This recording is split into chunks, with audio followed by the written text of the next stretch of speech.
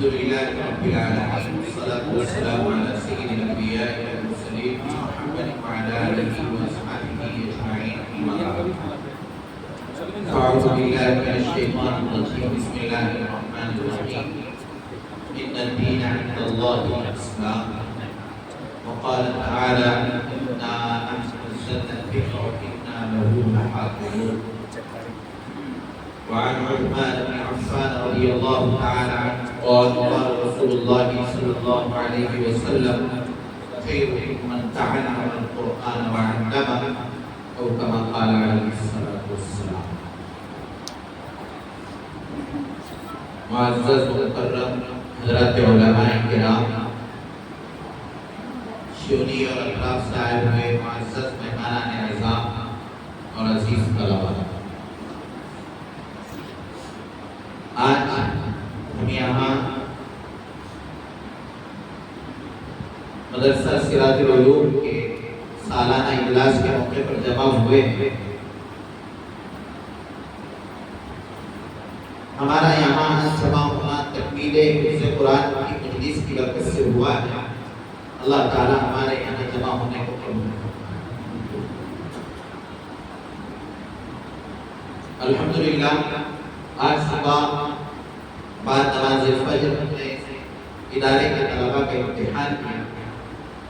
بڑی خوشی ہوئی کہ طلباء نے جس طرح کے جو سوالات پوچھے گئے بڑے عمدہ جوابات دیے۔ کسی بھی ادارے کی کامیابی اصل یہ ہوتی ہے کہ وہاں کے پڑھنے پڑھانے والے طلباء کا تو علمی ہو۔ الحمدللہ یہاں کے ذمہ دار اساتذہ اور طلباء محنت میں لگے ہوئے ہیں، یہ ہمارے لیے بڑی خوشی کی بات ہے۔ اللہ تعالیٰ نے مزید کامیابی عطا فرمائے۔ دوسری بڑی خوشی آج ہمارے لیے یہ ہے کہ اس چھوٹے سے ادارے سے آج 3 طلباء حافظ قرآن پڑھ رہے ہیں۔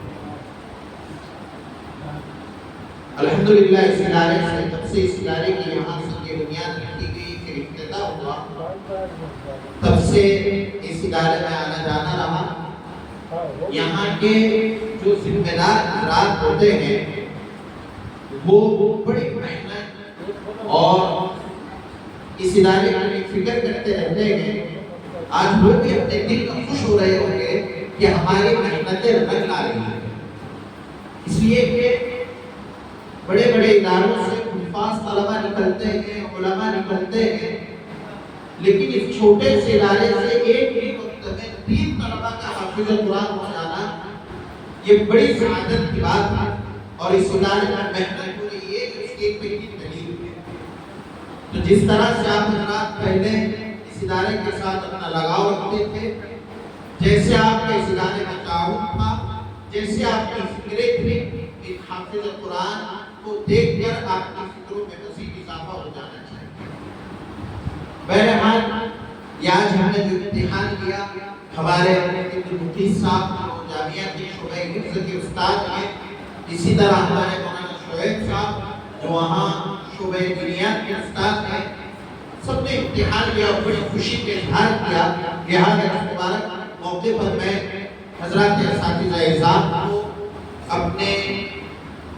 اپنی طرف سے، جامعہ کی طرف سے، رئیس جامعہ کی طرف سے دلی مبارکباد پیش کرتا ہوں کہ آپ حضرات محنت کر رہے ہیں۔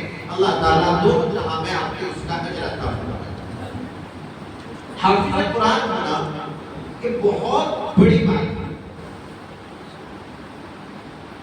اس کا اندازہ جناب نبی کریم صلی اللہ علیہ وسلم کی حدیث سے لگا سکتے ہیں کہ اللہ کے رسول صلی اللہ علیہ وسلم نے حافظ قرآن کا تعلق فرمایا کہ جو قرآن کریم کا حافظ ہو جائے، اس کے حلال کو حلال سمجھے، جو حرام ہو اس کو حرام جانے، ایسا شخص کل قیامت کے روز اپنے خاندان کے 10 ایسے افراد کو جن پر جہنم واجب ہو چکی ہوگی، ان کو ان کی سفارش کر وہ انہیں جنت میں داخل کریں۔ ایسے لوگ جن کے لیے جہنم واجب ہو چکی، یہ اتنی بڑی سعادت کی بات ہے۔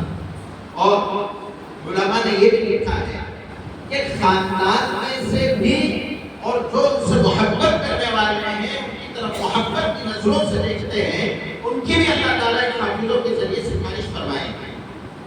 حافظ قرآن کا کیا مقام ہوتا ہے؟ حضرت مولانا عاشق الہی صاحب مدینہ منورہ میں ان کی وفات ہوئی تو وہاں پر قبروں کا طریقہ اور نظام یہ ہوتا ہے کہ جب قبر ختم ہو جائے تو دوبارہ اس قبر میں کھود کر اس میں دوسرے مردے کو دفن کیا گیا. تو ہم نے ہمارے اساتذہ سے سنا ہے کہ جب سب قبر برابر ہو گئی ان کی قبر کو دوبارہ کھودا گیا تو دیکھا کہ ان کا کفن بھی میلا نہیں ہوا. جیسی حالت میں کو دفن کیا گیا تھا اسی حالت میں چنانچہ پھر دوبارہ قبر کو بند کر دیا گیا, پھر دوبارہ کھودا گیا. ایسا 2-3 مرتبہ ہوا. ان کے بچوں سے پوچھا گیا کہ حضرت کے ایسا کیا عمل ہے ان کا کفن بھی میلا نہیں ہوا؟ تو ان کے بچوں نے کہا کہ ایسے تو بہت سارے معاملات ہیں, مفسر تھے, محدث تھے, عالم دین تھے, درس و تدریس میں پڑھنے پڑھانے میں لگے ہوئے تھے, لیکن ان کا ایک عمل بڑا عجیب تھا, وہ یہ کہ انہوں نے پوری زندگی میں کبھی بھی حافظ قرآن کی طرف پیر نہیں. وہ یہ بات بھی پسند نہیں کرتے تھے کہ کوئی حافظ قرآن بیٹھا ہو اور میں اس کی طرف پیر پھیلا کر بیٹھ جاؤں. یہ حافظ قرآن کا مقام تھا. اسی لیے اللہ تعالیٰ کا وعدہ ہے اِنَّا نَحْنُ نَزَّلْنَا الذِّكْرَ وَإِنَّا لَهُ لَحَافِظُونَ کہ ہم قرآن کریم کی حفاظت کریں گے اور ہم نے ہی اس کو نازل کیا, ہم ہی اس کی حفاظت کرنے والے ہیں. یہی وجہ ہے کہ قرآن کریم کے ساتھ جو بھی مربوط ہو جاتا ہے, جس کا تعلق قرآن کریم سے ہو جاتا ہے, اللہ تعالیٰ اس کی حفاظت فرماتا ہے. آپ دیکھیے قرآن کریم پر ایک کپڑا لگایا جاتا ہے, ایک عام کپڑا, رومال ہو, کچھ بھی کپڑا ہو, انسان اس کو دیکھ دے اس کو کوئی معیوب نہیں سمجھا جاتا ہے. لیکن جو کپڑا قرآن کریم کے ساتھ لگ جاتا ہے, جس میں قرآن کریم کو رکھا جاتا ہے, اس کپڑے کی بھی اہمیت بڑھ جاتی ہے.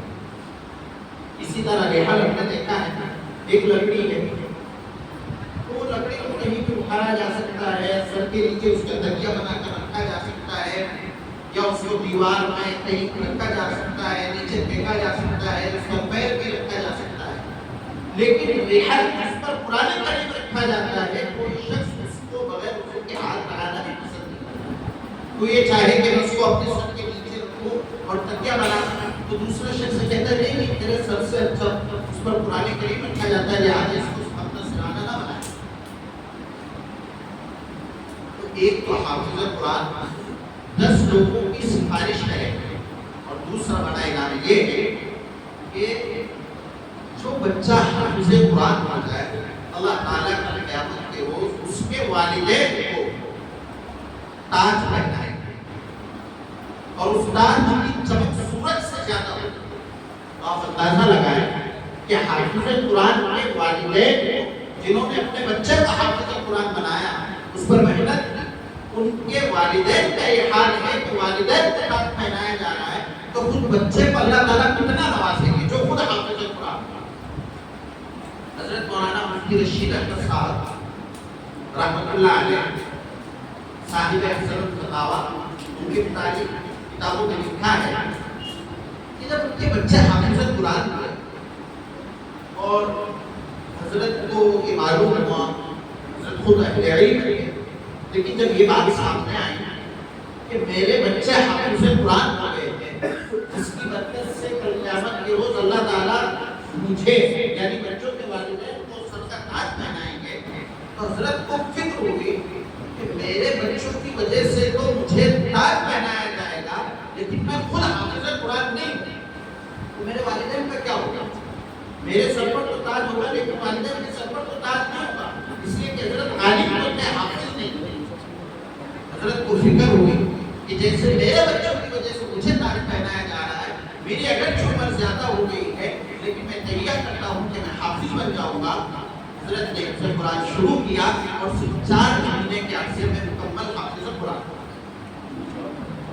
تاکہ کل قیامت میں جیسے میرے سر پر تاج ہو, میرے والدین کے سر پر بھی تاج ہو. اور قرآن کریم کو معجزہ جو بھی اس کو پڑھنا چاہے یا کرنا چاہے, اللہ تعالیٰ فرماتے ہیں وَلَقَدْ يَسَّرْنَا الْقُرْآنَ لِلذِّكْرِ فَهَلْ مِن مُّدَّكِرٍ. لہذا ہم یہ تیار کریں کہ ہم قرآن کریم کی تلاوت کریں گے. میں نے حضرت عثمان بن عفان رضی اللہ تعالیٰ کی روایت پیش کی. جناب نبی کریم صلی اللہ علیہ وسلم ارشاد فرماتے ہیں خیرکم من تعلم القرآن وعلمہ، تم میں سب سے بہتر وہ ہے جو قرآن سیکھے اور سکھلائے. تو ہم بھی ان بہترین لوگوں میں شامل ہو جائیں کہ اگر ہم خود قرآن پڑھیں، یہ تہیہ کریں گے، تلاوت بھی کریں گے، حافظ بھی بنیں گے. اس لیے کہ اللہ تعالیٰ کا یہ نظام ہے کہ جس حالت میں موت ہو کل قیامت کے روز اللہ تعالیٰ اس کو اسی حالت میں اٹھائے. اگر کوئی حفظ کرتے کرتے یہ نیت کرے میری عمر زیادہ ہو گئی لیکن وہ نیت کر لے تو اس کی برکت سے اللہ تعالیٰ اس کو کل قیامت کے روز حفاظ کے زمرے میں شامل کرواتا ہے. بہرحال تکمیل حفظ قرآن کی وجہ سے جو بھی باتیں کہنا میرے لیے ضروری تھا. آج جو مجھے اصل عنوان پر کچھ بات پیش کرنی ہے وہ ہے جو اس وقت ہمارے اس ملک میں ہم سب کے لیے بہت زیادہ ضروری ہے اور وہ ہے عقائد کی محنت. اس لیے کہ عقیدہ یہی ایمان اور ایمان یہی عقیدہ. اگر عقیدہ مضبوط ہوگا تو مسلمان باقی رہے گا اور اگر عقیدہ مضبوط نہ ہو تو مسلمان باقی رہے گا. علماء کا مجمع ہے. اس لیے میں یہ بات کہہ سکتا ہوں کہ فساد عمل کی بنیاد پر جنت تو مل سکتی ہے لیکن فساد عقیدہ کی بنیاد پر جنت نہیں. کیا مطلب ہے؟ اگر کسی شخص کے اعمال کم ہیں یا اعمال خراب ہیں لیکن عقیدہ مضبوط تھا تو ایک نہیں وہ جنت میں ضرور جائے گا. لیکن اگر عقیدہ کمزور ہے، توحید، رسالت، آخرت اور دوسرے عقائد کے متعلق ایمان مضبوط نہیں ہے، عقیدے کے ساتھ شرک ہے، تو اللہ تعالیٰ ایسے شخص کی مغفرت نہیں فرمائیں گے، وہ جنت میں کبھی نہیں جائے گا. اس لیے آج ہم سب کے لیے سب سے زیادہ اگر کسی چیز کی ضرورت ہے تو عقائد پر محنت کرنے کی ضرورت ہے. خاص طور پر چھوٹے چھوٹے بچوں حضرت یعقوب علیہ السلام جب آپ کی وفات کا وقت قریب ہوا آپ نے اپنے بچوں کو اپنے قریب بلایا اور پوچھا ما تعبدون من بعد. سورہ بقرہ کی آیت ہے کنتم شہداء اذ حضر یعقوب الموت اذ قال لبنیہ ما تعبدون من بعد. اے لوگوں میرے مرنے کے بعد میرے بچوں میرے مرنے کے بعد تم کس کی عبادت کرو گے؟ حضرت یعقوب علیہ السلام کے بچے چونکہ انبیاء کی گھر میں پرورش ہوئی تھی، ان کے باپ دادا نبی تھے، صحیح پرورش ہوئی تھی، تو انہوں نے کہا اسی خدا کی عبادت کریں گے جس خدا کی آپ اور آپ کے آبا و اجداد کی عبادت کیا ہے. لیکن ہم سوچیں کہ ہمارے بچوں کی پرورش کہاں ہوئی اور انہیں فکر بھی اپنے اولاد کی، ہمیں اپنے اولاد کی کتنی فکر. جناب محمد رسول اللہ صلی اللہ علیہ وسلم جب مکہ المکرمہ میں بعثت ہوئی، آپ جب نبی بنائے گئے تو یہ حافظ طلباء ہیں یہ جانتے ہیں کہ قرآن کریم میں دو طرح کی صورتیں ہیں. ایک صورت کو کہا جاتا ہے مکی صورتیں اور دوسری طرح کی صورتوں کو کہا جاتا ہے مدنی صورت. تو جتنی مکی صورتیں ہیں اس کا اللہ تعالیٰ نے سب سے زیادہ اگر کوئی بیان کیا ہے تو عقائد کے، اور عقائد میں بھی تین طرح کے عقیدے زیادہ ہیں. اگر وہ تین طریقے کے عقیدہ پر ہماری صحیح طور پر محنت ہو جائے تو یقین مانیے ہم ایمان پر ثابت قدم رہیں گے. اور وہ تین عقیدوں میں سے ایک بھی عقیدہ اگر کمزور ہو گیا تو پھر ہمارا ایمان پر رہنا یہ ثابت قدمی نہیں رہے گی.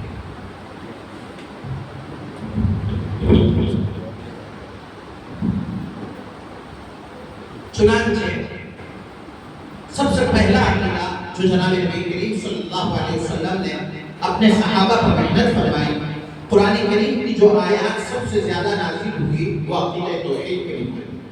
عقیدہ توحید کیا ہے؟ اللہ ایک، اللہ کے ساتھ کوئی شریک نہیں، اللہ ہی خالق ہے، اللہ ہی مالک ہے، اللہ ہی رازق ہے. اچھا برا ہونا ہر چیز اللہ تعالیٰ کی طرف سے ہوتا ہے. وَالْقَدْرِ خَيْرِهِ وَشَرِّهِ مِنَ اللَّهِ تَعَالَى. اسی لیے چھوٹے بچوں کو جناب نبی کریم صلی اللہ علیہ وسلم کی ارشاد ہے کہ جب بچہ بولنے لگے تو اس کو یہ عقیدہ سکھا دو، لا الہ الا اللہ محمد رسول اللہ. یہ عقیدہ اور ہر ایمان والے کو بار بار یہ کلمہ پڑھتے رہنا چاہیے اور اپنے ایمان کی تصدیق کرتے رہنا چاہیے، لا الہ الا اللہ محمد رسول اللہ، کہ اللہ کے علاوہ کوئی معبود نہیں اور محمد صلی اللہ علیہ وسلم اللہ کے رسول۔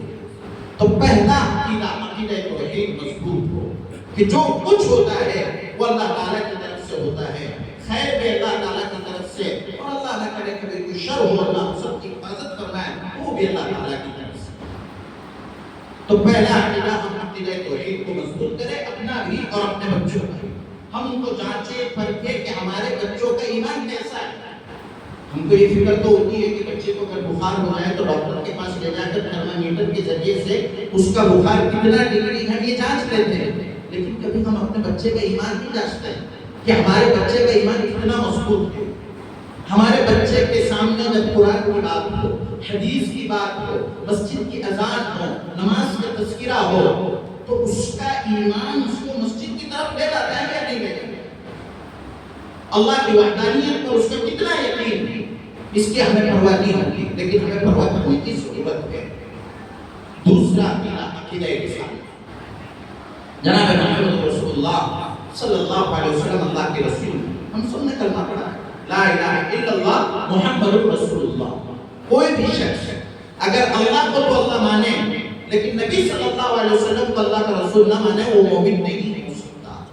تو ہم سب نے کلمہ پڑھا ہے، رسالت پر ہمارا ایمان اور یقین ہے کہ محمد صلی اللہ علیہ وسلم اللہ کے رسول ہیں، لیکن رسالت کے جو تقاضے ہیں اس پر ہمارا عمل نہیں ہے۔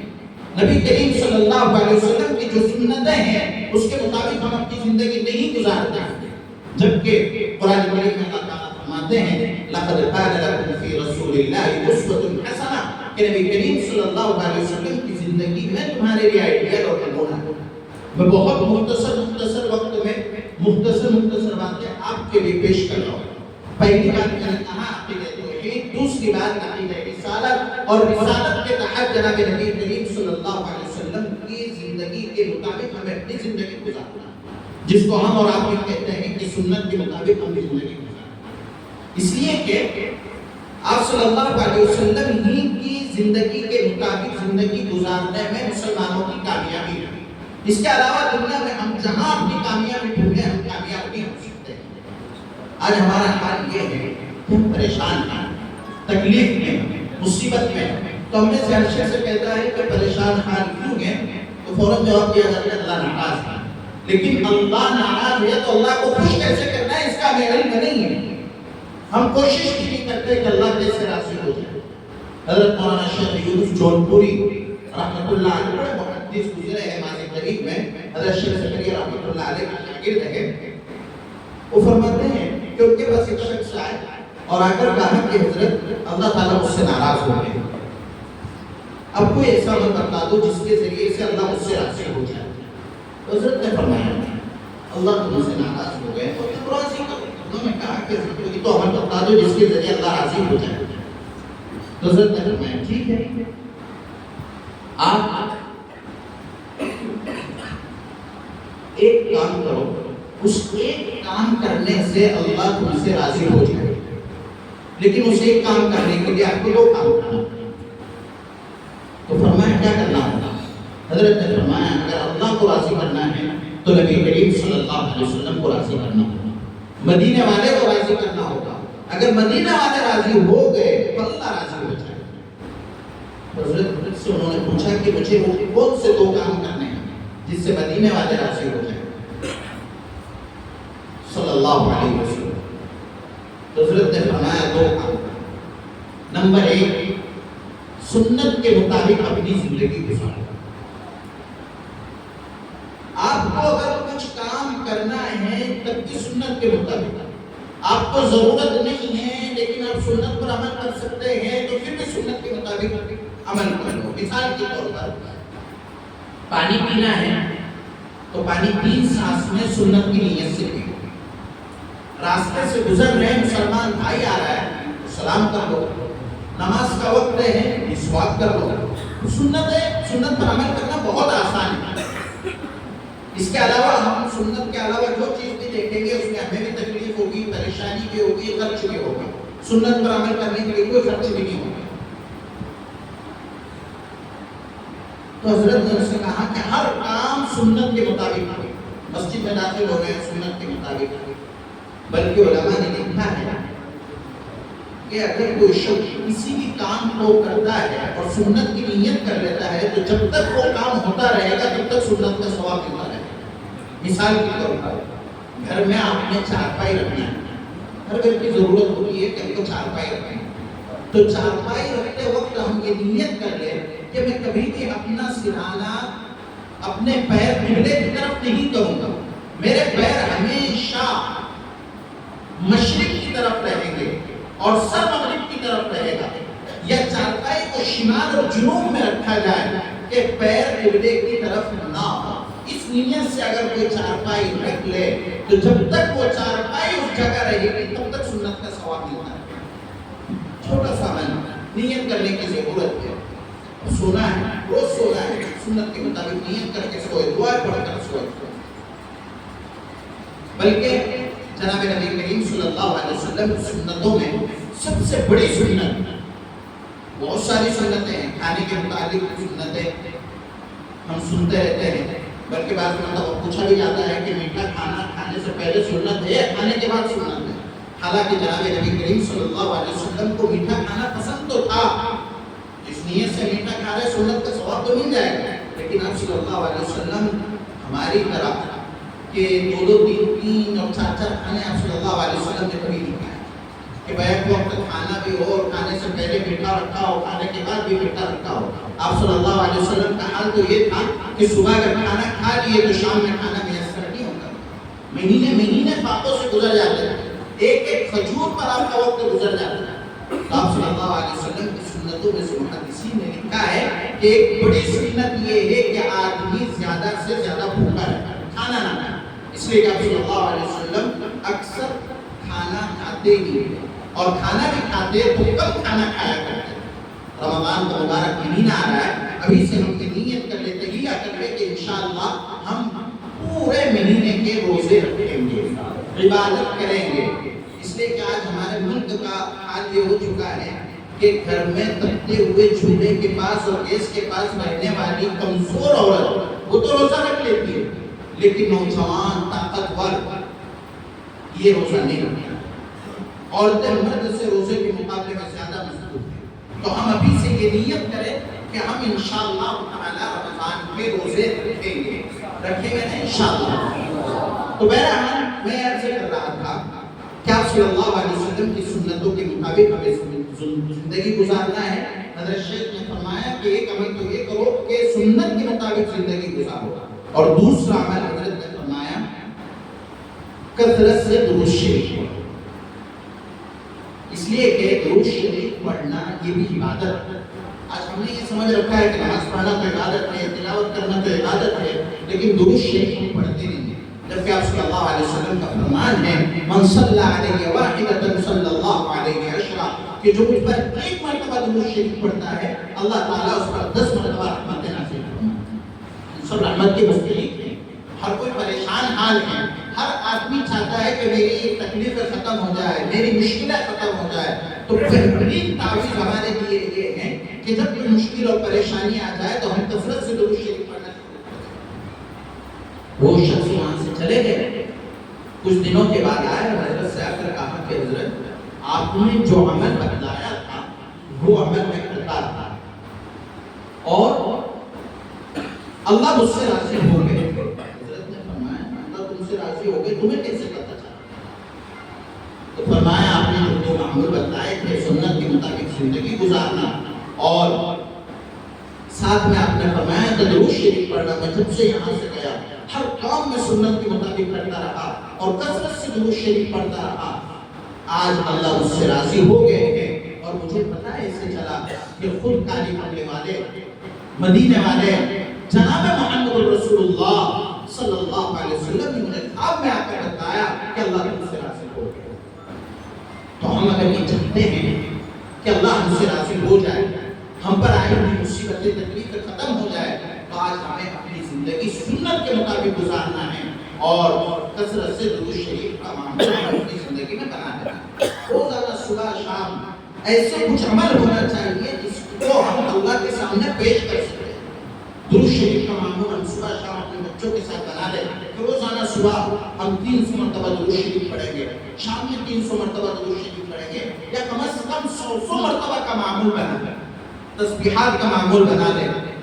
ایک عورت ایک جگہ کہیں مہمان بن کر گئی تو کچھ وقت باتیں ہوتی رہی، عصر کا جب وقت قریب آیا تو بچے کھیل رہے تھے، باہر سے بھاگتے ہوئے بچے آئے اور آ کر کہنے لگے کہ امی جان آج درخت نہیں لگانا ہے، آج باغیچہ نہیں بنانا ہے۔ تو والدہ نے کہا ہاں بیٹا بنا لیں گے۔ وہ جو دوسری عورت مہمان بن کر آئی تھی اس نے پوچھا کہ بچے کیا کہہ رہے ہیں، کون سا باغیچہ اور کون سے درخت لگانا ہے؟ تو اس نے کہا کہ جناب محمد رسول اللہ صلی اللہ علیہ وسلم کی حدیث ہے کہ جو شخص ایک مرتبہ سبحان اللہ پڑھتا ہے اللہ تعالیٰ جنت میں اس کے ایک درخت لگا دیتے ہیں، اور اس طرح سے جو جتنی زیادہ مرتبہ سبحان اللہ الحمدللہ اللہ اکبر پڑھتا ہے اللہ تعالیٰ جنت میں اس کے لیے باغات کے باغات بنا دیتے ہیں۔ میرا یہ معمول ہے کہ میں روزانہ اپنے بچوں کے ساتھ صبح و شام تسبیحات پڑھتی ہوں۔ اب ہماری تسبیحات کا وقت ہو چکا ہے، اس لیے بچے آ کر کہہ رہے ہیں کہ جنت میں باغات لگانا ہے، جنت میں درخت لگانا ہے۔ یہ بچوں کی تربیت کا نتیجہ ہے، اور بچوں کو جو سکھایا جائے بچے وہی سیکھتے ہیں۔ تو میں یہ عرض کر رہا تھا کہ پہلی چیز عقیدہ توحید، دوسری چیز عقیدہ رسالت، اور تیسرا عقیدہ آخرت۔ قرآن کریم میں عقیدہ رسالت اور عقیدہ آخرت، یہ آخرت کا جو عقیدہ ہے مسلمانوں کے لیے سب سے بڑی چیز ہے۔ اس لیے کہ انسان کیا سوچتا ہے کہ میں دنیا میں آیا ہوں، جتنے دن مجھے رہنا ہے میں رہ لوں گا، ایک دن مجھے مرنا ہے پھر حساب کتاب ختم۔ نہیں، قرآن کی تعلیمات نہیں، جناب نبی کریم صلی اللہ علیہ وسلم نے ہمیں نہیں بتایا، بلکہ قرآن نے ہمیں یہ تعلیم دی ہے۔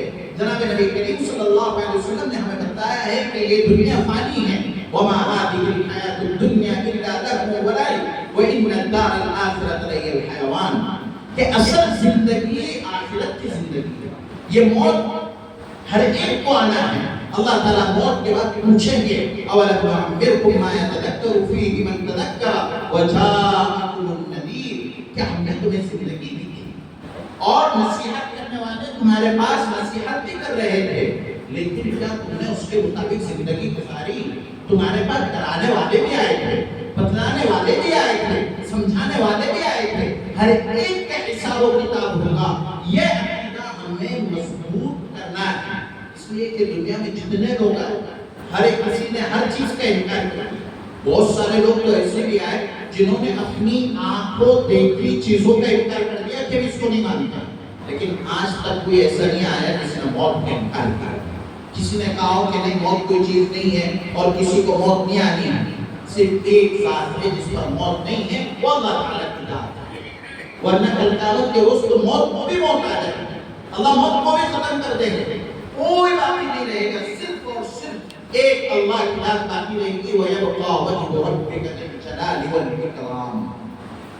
اس لیے ہم اپنا عقیدہ آخرت کو مضبوط کریں کہ ہمیں ماننا ہے، اللہ کے سامنے حساب و کتاب ہمیں دینا ہے، اللہ ہم سے پوچھیں گے۔ اللہ نے جو ہاتھ ہمیں دیے ہیں، جو پیر دیے ہیں، جو سوچنے کی سمجھنے کی صلاحیت عطا فرمائی ہے، ہر ایک چیز کے متعلق اللہ تعالیٰ ہم سے پوچھیں گے۔ اور عقیدہ آخرت کو مضبوط کرنے کا طریقہ کیا ہے کہ ہم کثرت سے موت کو یاد کریں۔ علماء نے لکھا ہے کہ موت کو یاد کرنے کے بہت سارے فائدے ہیں۔ حافظ ابن قیم رحمۃ اللہ علیہ نے موت کو یاد کرنے کے 3 فائدے لکھے ہیں۔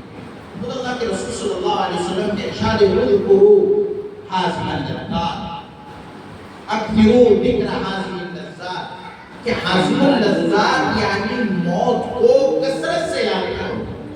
اس حدیث کے تحت حافظ ابن قیم رحمۃ اللہ علیہ نے لکھا ہے کہ موت کو یاد کرنے کے 3 فائدے ہیں۔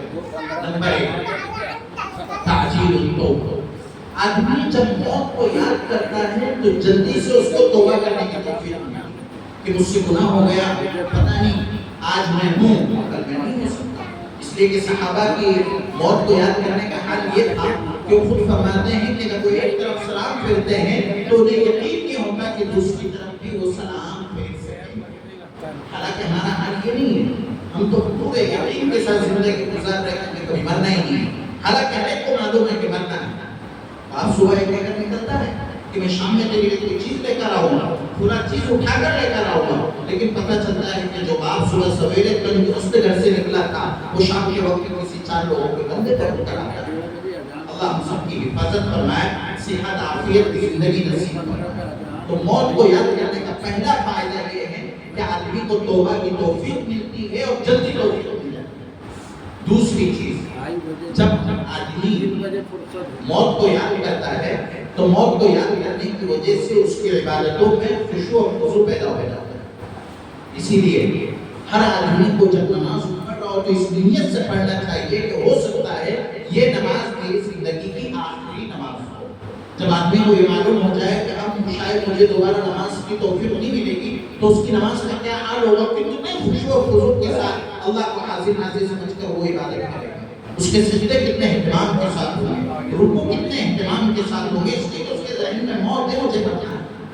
اور تیسری چیز جو ہم سب کے لیے بڑی اہم ہے، قناعت القلب، دل کی قناعت۔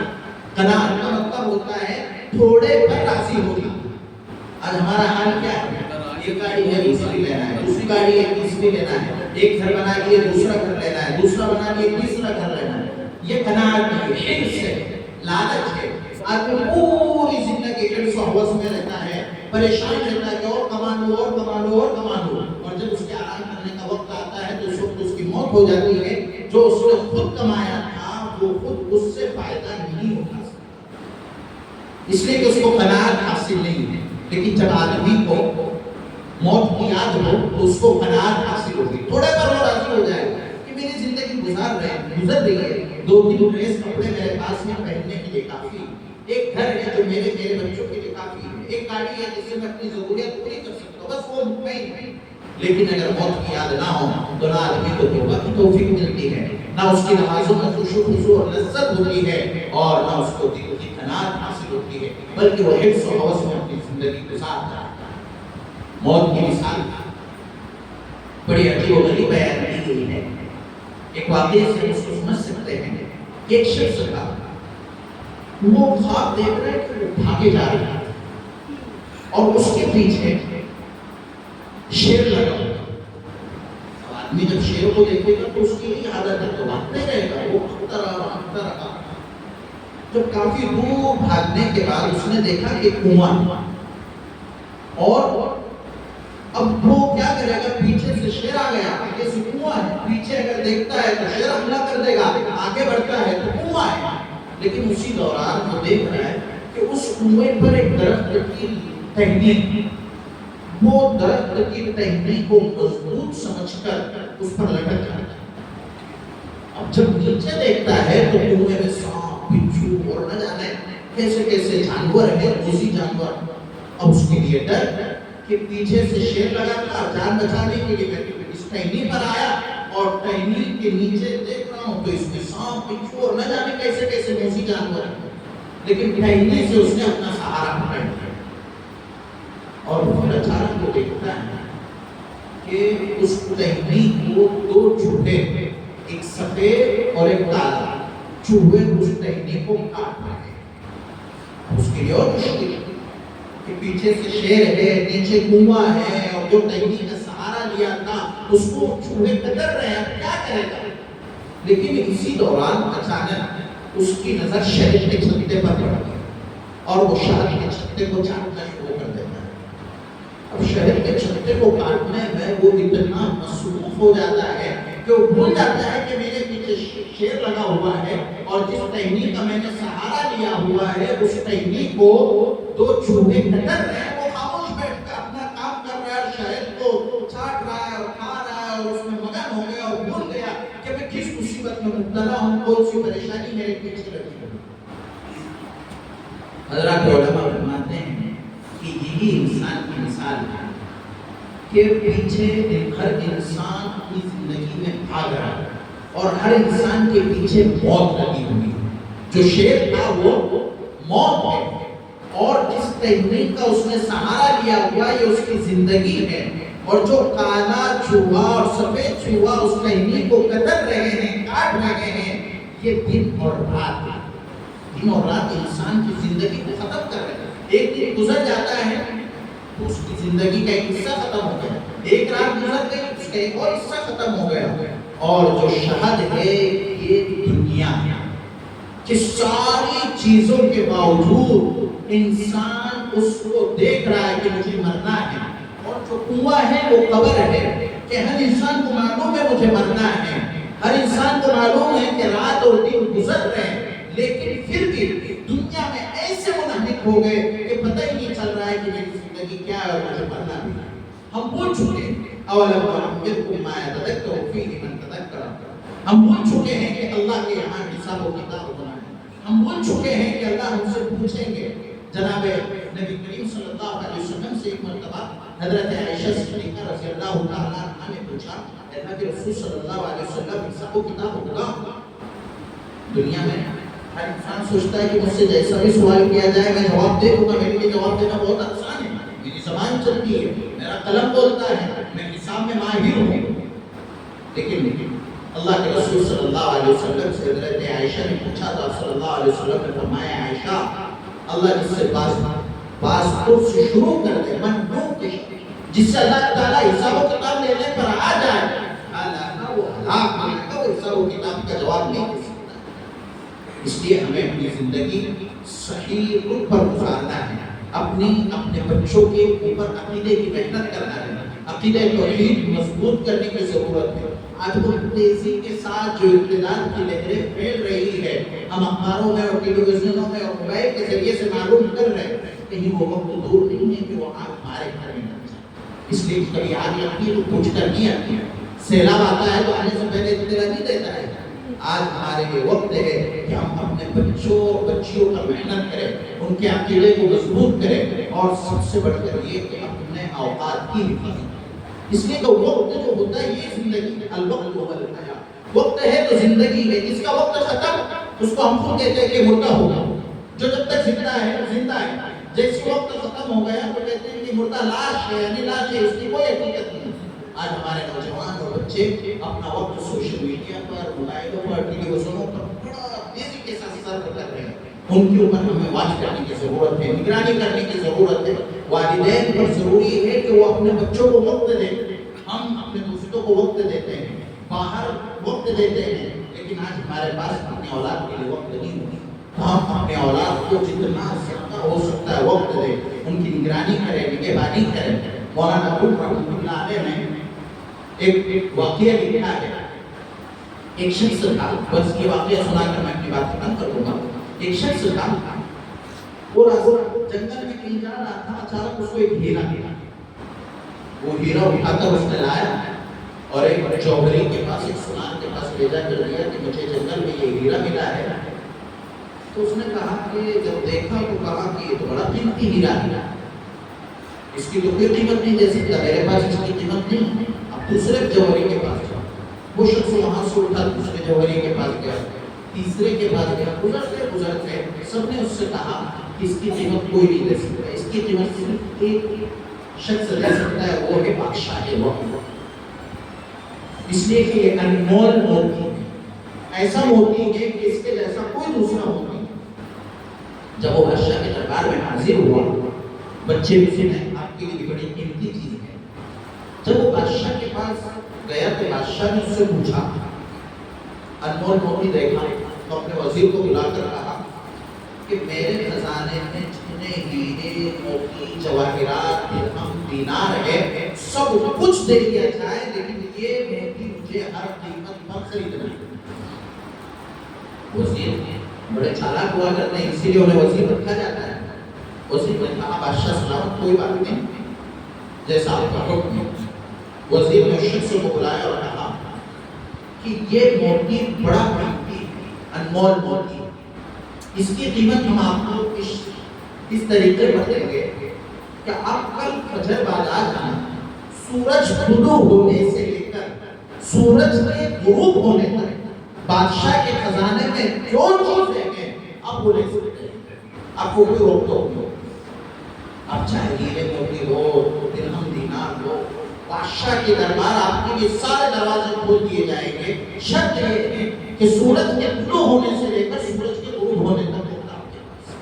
آدمی اپنے وقت میں سب کچھ لے سکتا ہے, وہ شخص رات وہاں سے واپس چلا گیا، اپنی بیوی بچوں کے ساتھ باتیں کرتا رہا، مارے خوشی پوری رات سویا نہیں۔